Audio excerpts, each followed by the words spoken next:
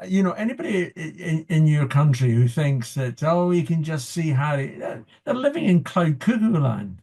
Yeah. Absolute cuckoo land.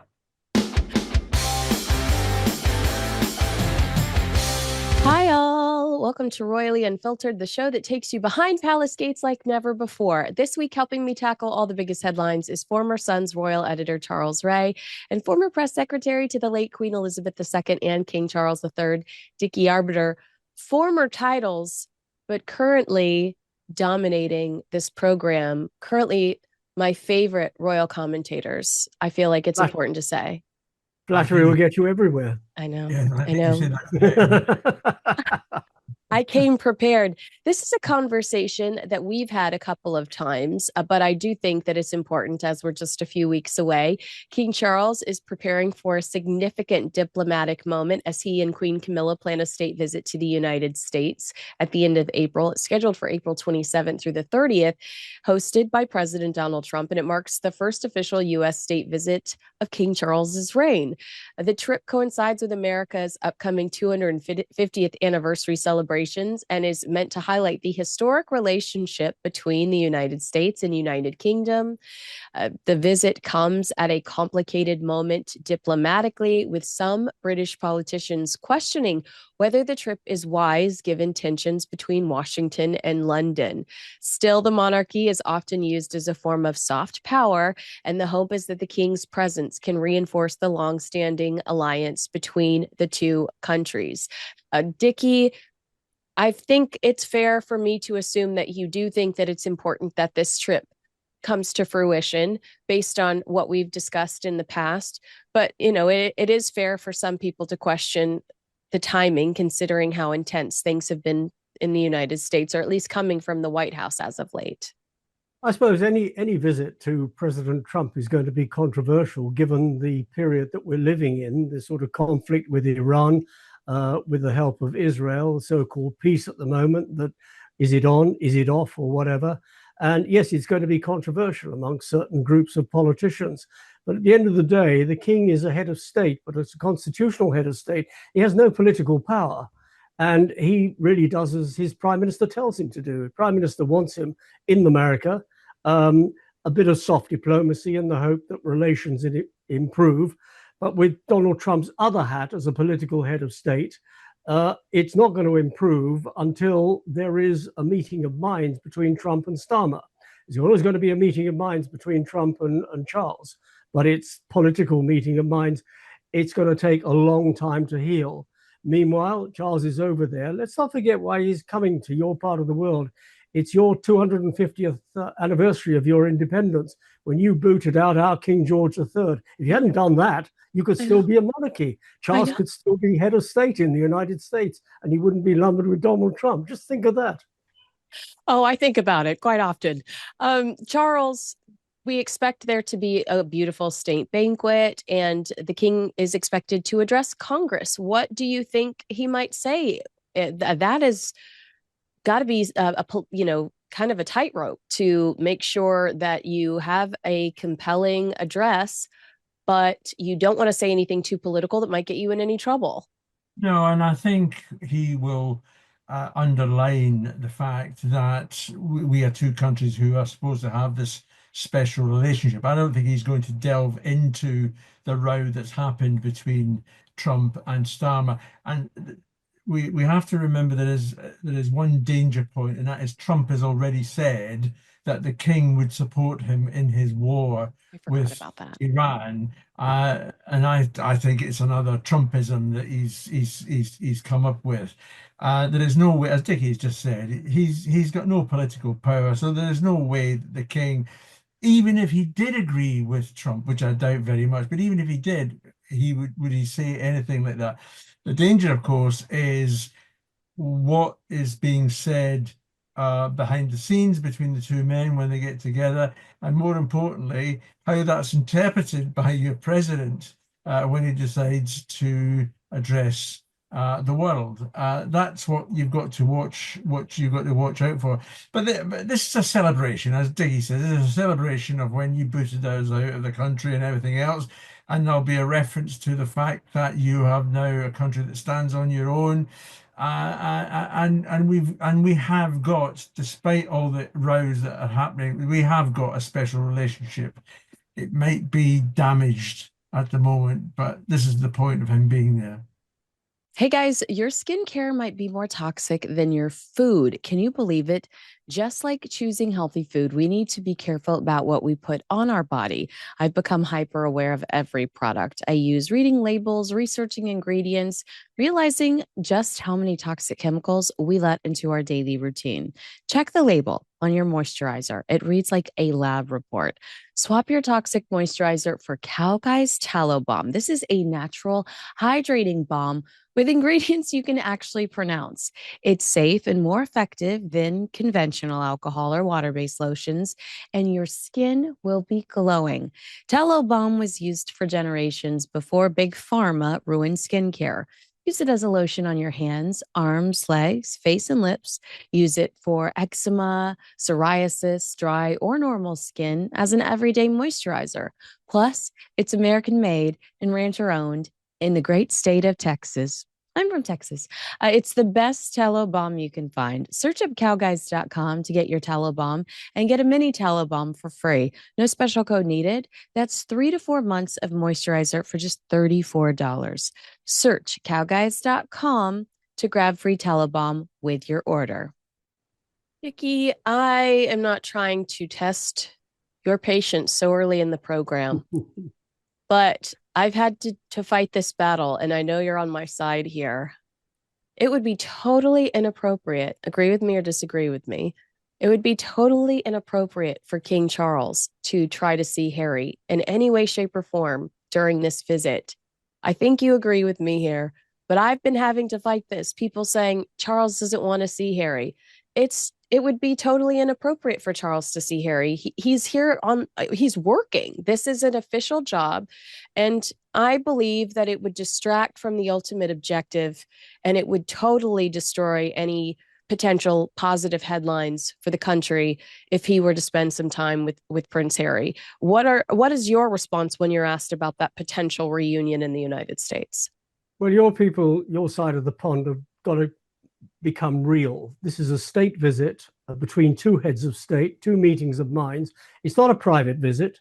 It's not a visit of reconciliation. It is a visit between two heads of state. One has invited the other, and the other is going to your country to celebrate 250 years.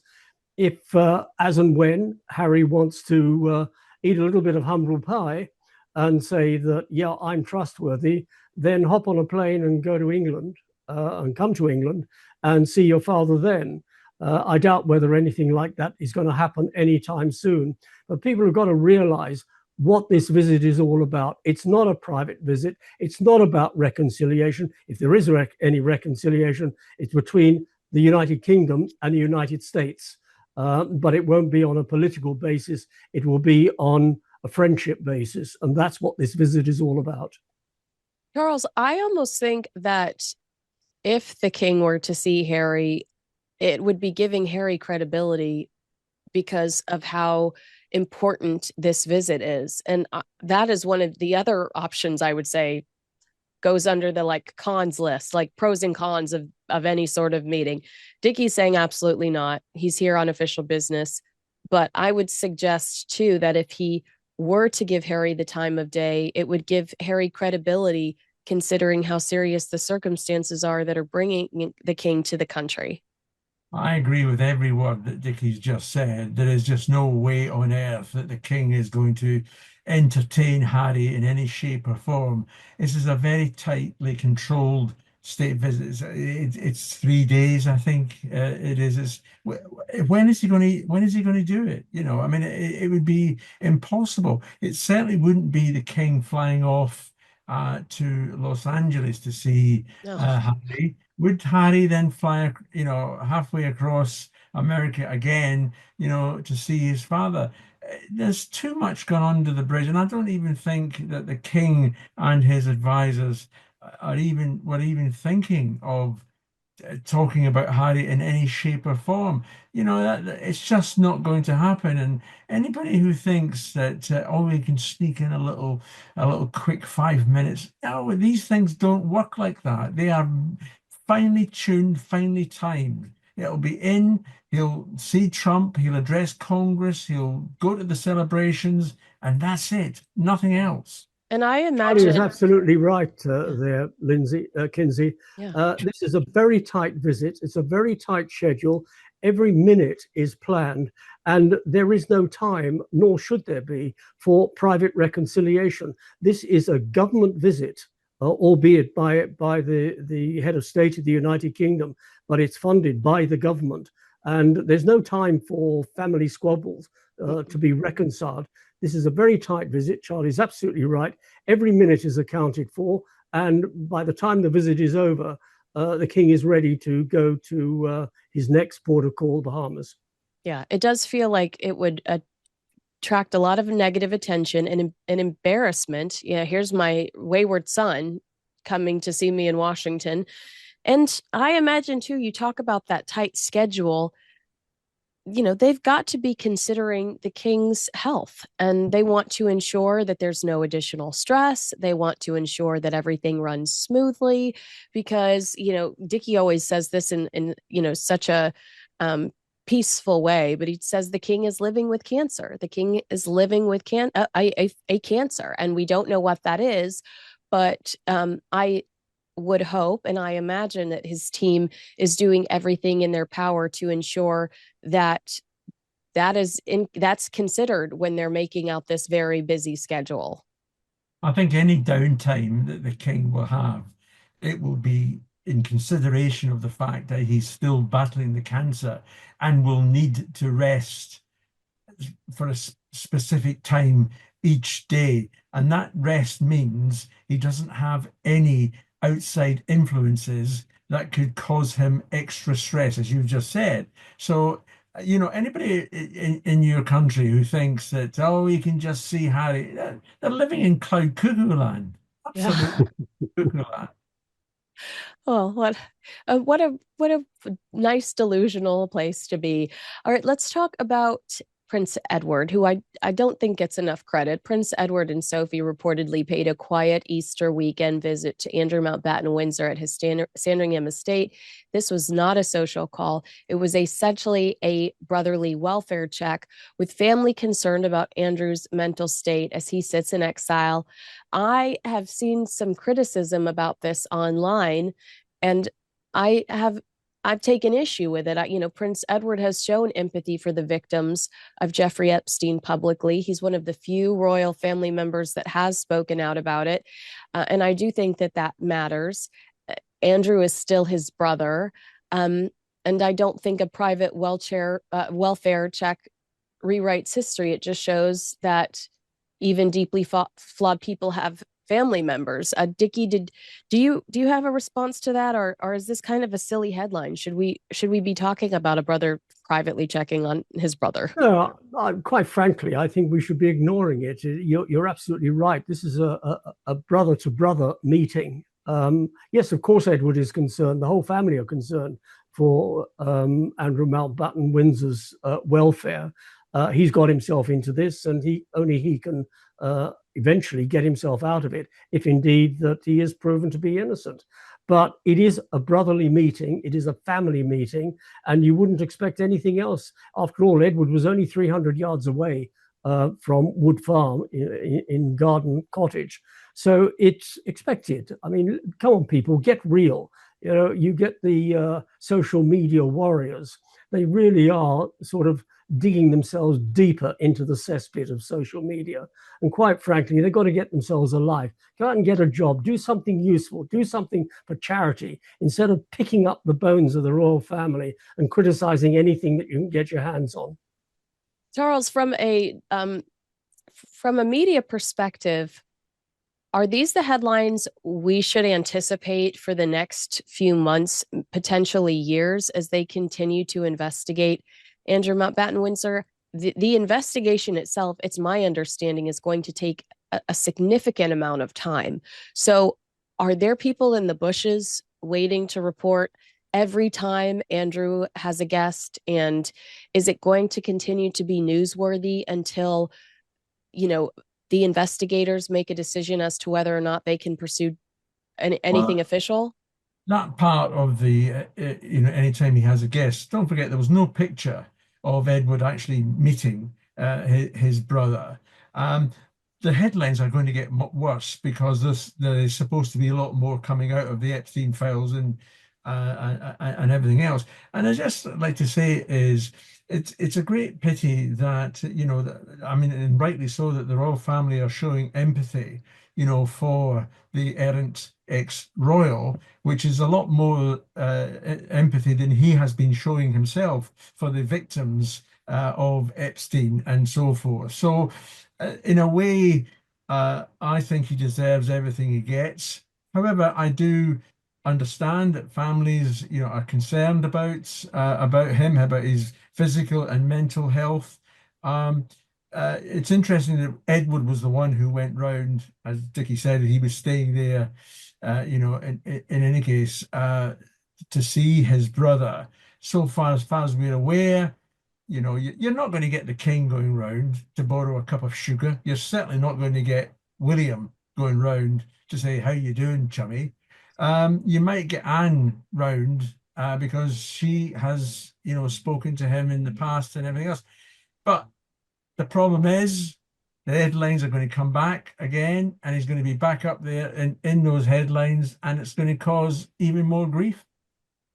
It's a difficult position, Dickie. I mean, and I think it was in the Times in a piece about the Princess of Wales, where they did say that Prince William was concerned about Andrew's mental health, and that he wasn't necessarily this monster he's being made out to be that was trying to cut him, off with his head. But he was concerned about how he was going to function in life with all of these titles removed, believing that they needed to be removed, still worried about how he was going to function properly. This is a terrible situation. And I think you were the first person to say it in my presence that, unfortunately, the king inherited. And we have a lot of these glowing books coming out. And I love Queen Elizabeth II. But are you seeing in any of these new books that are being released that anyone is saying someone should have taken charge of the Andrew situation earlier? Nobody is saying anything at the moment, but I think people are thinking it. Certainly thinking it. Why didn't late Queen take a grip of the situation a lot earlier? You've got to remember that there are two things here. One, we're talking about her son. Everybody says, well, Andrew was a favorite son, but all the children were, and they're all very different, were all favorites in their own way. But she was also mindful of a position of head of state on what she could do and what she couldn't do. And the other thing is, she was in her 90s. And when you get to that age, you realize that you're in the twilight of your years. And the last thing you want is a lot of problems on your plate. All right, people say, well, if she couldn't handle the get out the kitchen. But she didn't work like that. Prince Philip was very ill. He was in hospital. And as we know, he died this day 5 years ago. Yeah. And given her age, and she was 93 at the time of the interview, there comes a time when you think, I'm tired. I can't handle this. And which is why she went as far as she was prepared to go, in stripping him of his royal occupation, that as a working member of the royal family. And it did take her 2 years to remove him from his charities and his military affiliations. And that was really as far as she was going to go. The rest of it was going to be left to Charles. She knew her time was almost up, and Charles would have to carry it on. She didn't know at the time that Charles would eventually be diagnosed with a cancer. If she'd known, would she have done more? Probably not. Wow. But Charles is managing it. He has managed it incredibly well, as far as he can go. There is this question of succession. Only the government can handle that. And not just the British government. That's another 14 other governments where the king is head of state. And they have to agree. So far, we've got the United Kingdom, Australia, New Zealand, and Canada. but there are another 11.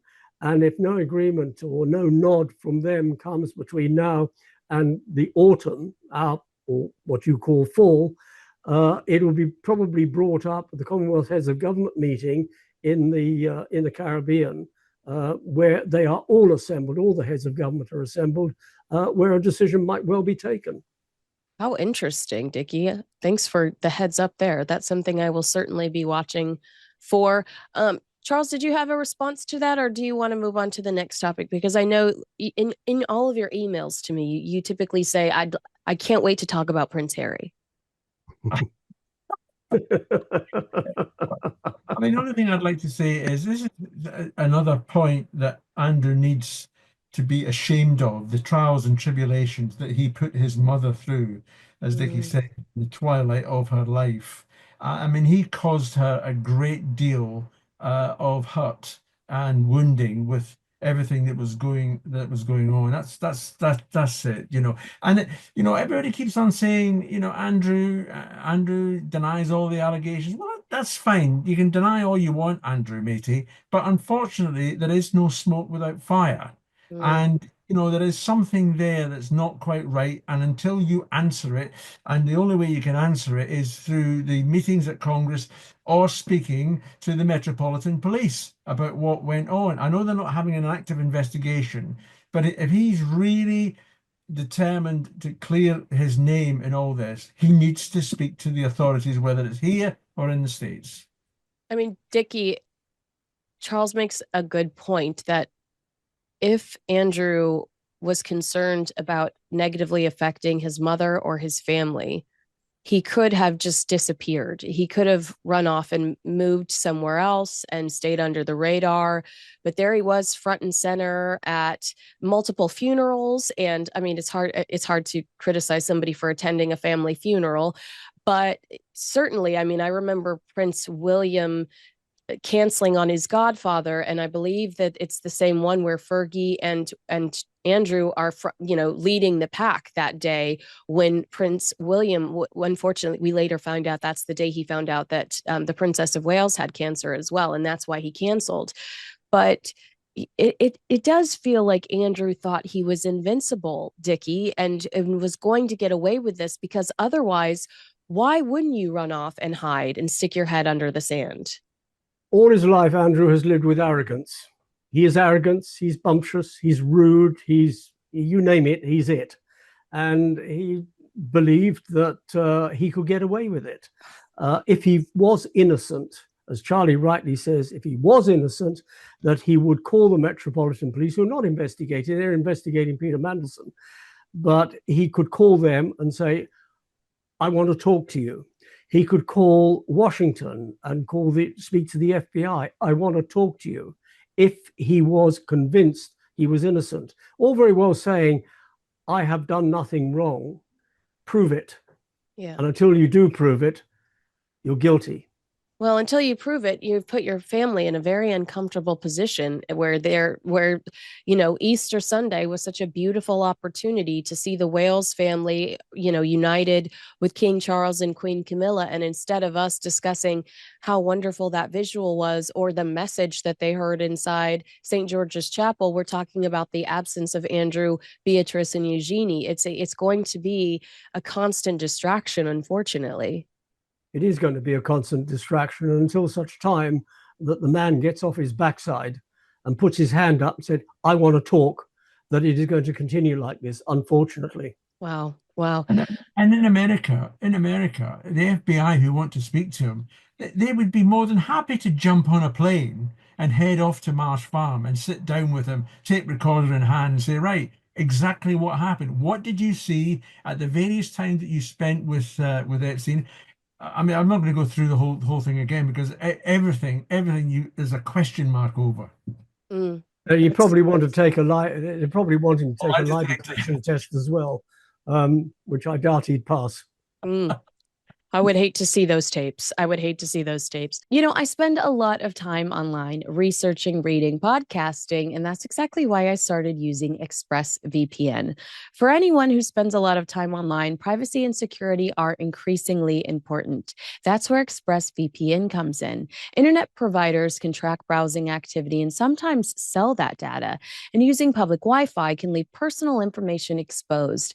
ExpressVPN helps add a layer of protection by hiding a user's IP address and keeping browsing activity more private. It also encrypts internet traffic, which can be especially useful when connecting to public networks like those in airports, hotels, or cafes. Another feature is the ability to switch locations across more than 100 countries. This can allow users to access content if they were in another region or potentially find better pricing when browsing online.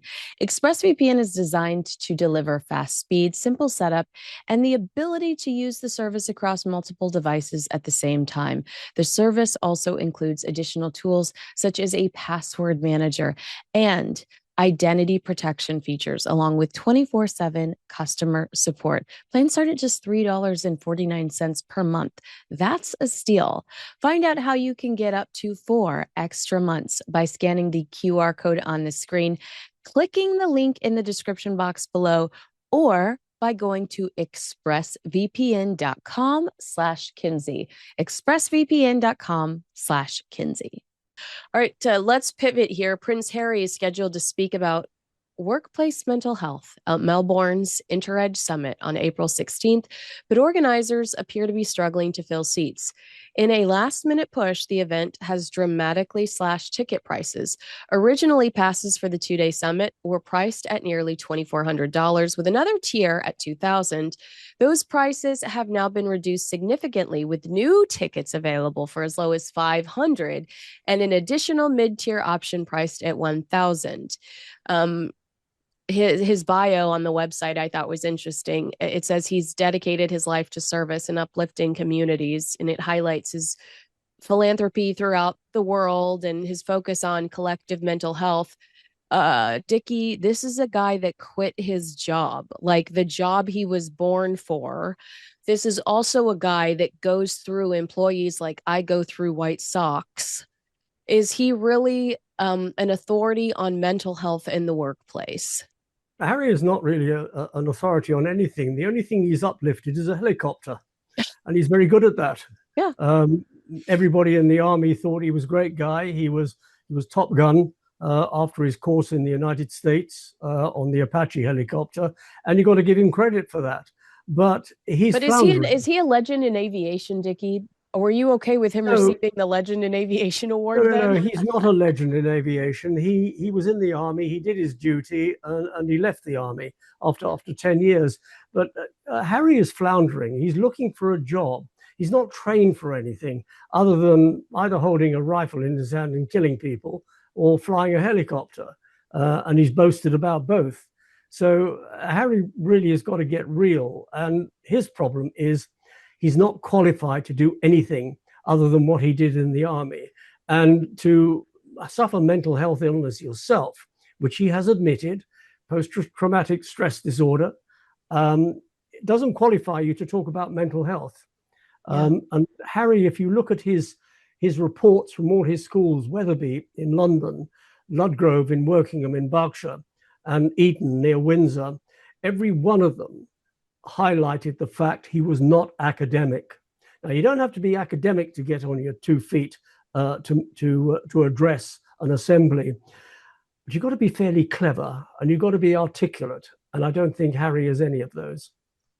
Yeah, Charles, to Dickie's point, I had someone reach out to me from the DC speech that he gave last week saying, you know, they were an expert in the field as well, and they went over all of the requirements for your delivery, and Harry failed on all of he instead of showing research, instead of showing a solution, Harry fixated on his own problems, saying from a young age he'd been deprived of privacy, being born into the British royal family. And so, I mean, I think at some point people are going to scoff at the idea of paying thousands of dollars to hear Prince Harry piss and moan on a stage about the privilege he was born into when they're anticipating a thought leader that is going to bring some solutions to the table. Sure, and I mean, as Dickie says, the problem with Harry is he hasn't got any qualifications that entitle him, as Dickie says, to shoot a gun or fly a helicopter. Apart from that, he hasn't got anything. Yeah, I understand, and I've felt sorry for him, in the admission of his own mental health battles. But there was a lot of people around who helped Harry, who were qualified to help Harry. And Harry's still banging on about the childhood he never had and everything else. It's fictitious. I mean, as the Queen used to say, has said, recollections may vary. I mean, as I said to other people, I mean, young Harry had a good life as a child, before the tragic death of his mother, as did William. They were largely left alone, and we saw them at various events, and we were able to sort of, take photographs. I mean, occasionally talk to them, but with permission. Yeah. There was none of this hiding or jumping out of bushes or anything like that. Unlike what Harry is suggesting at all, it's just absolute rubbish. And I think that we find that the fact that they've had to cut prices for this event, which is going to leave a big hole in the in their money coming in.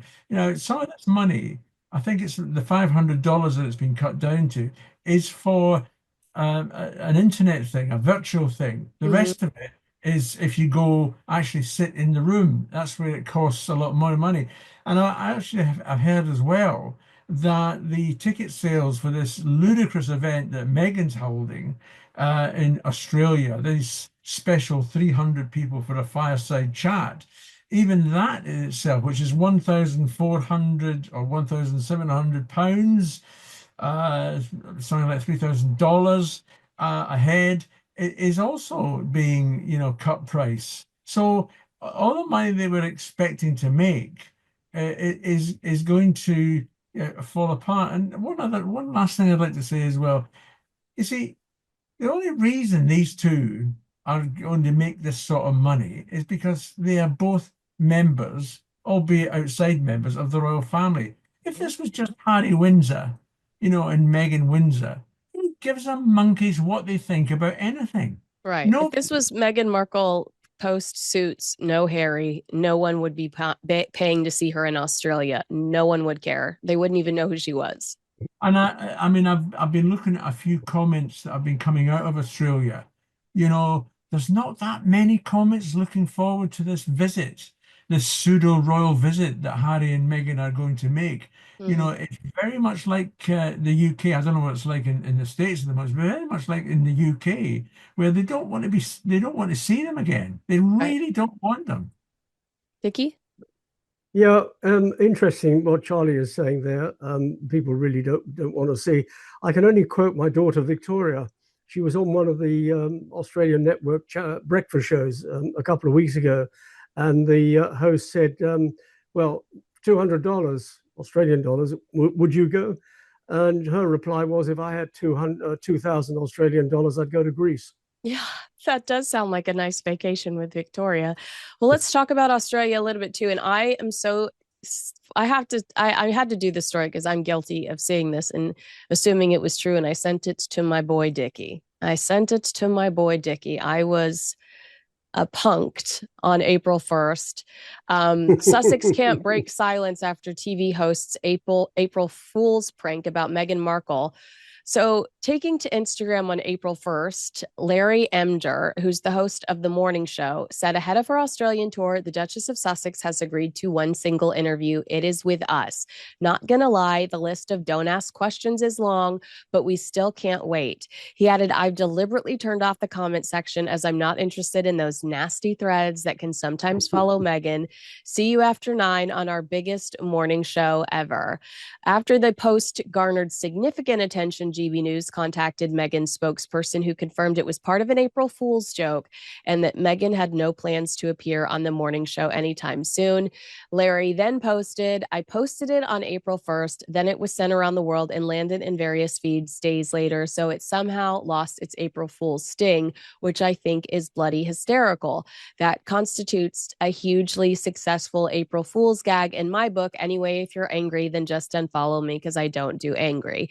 As two seasoned journalists in a world full of fake news, I'll start with you, Dickie. Was this inappropriate for him to do? Especially, I feel like Harry and Meghan lost an opportunity to come out and be like, this is exactly what we're talking about with misinformation and how it spreads.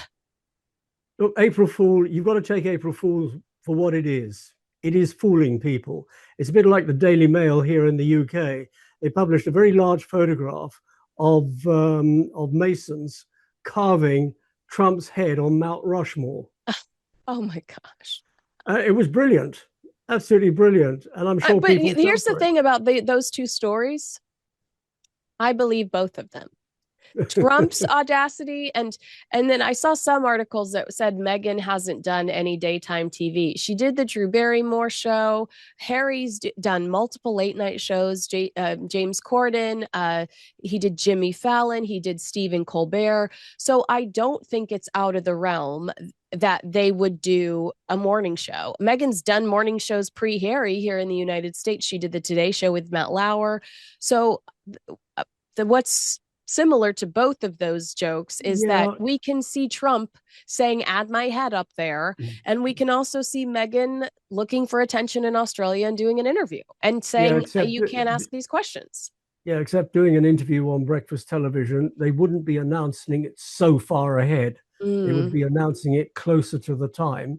The fact that it was announced on April the 1st says it all.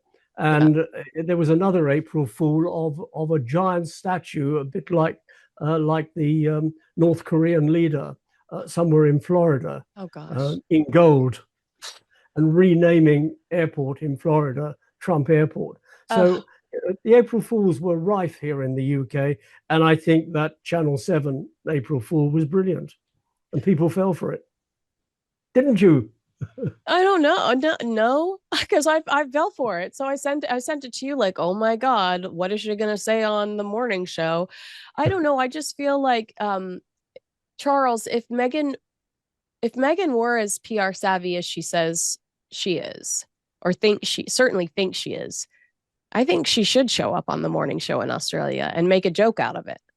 Well, Kingsley, how I laughed when I first heard it, I was splitting my sides that this was funny. It was, it was rubbish, absolute rubbish. I mean, as Dickie says, you don't announce an interview like that, days, weeks beforehand. And it's got to have the thing about April. I mean, I've written many April Fool jokes for my paper when we did them.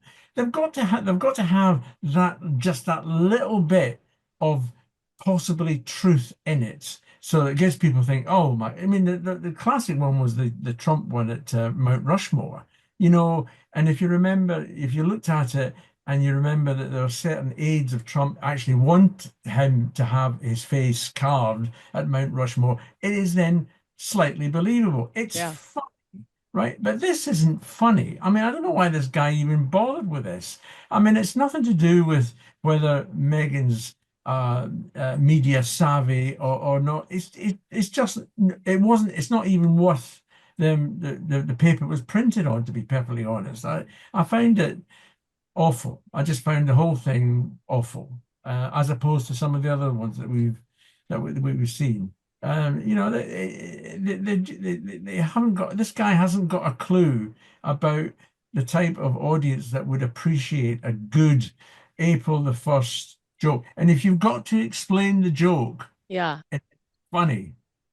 It's just, to me, it jeopardizes his credibility. I want to know if I see a journalist that I trust and admire, if this is the same guy that's going to tell me we're going to war or what's going on in a war, or serious information about a storm that's coming, and I need to be locked in to know how I'm going to stay safe.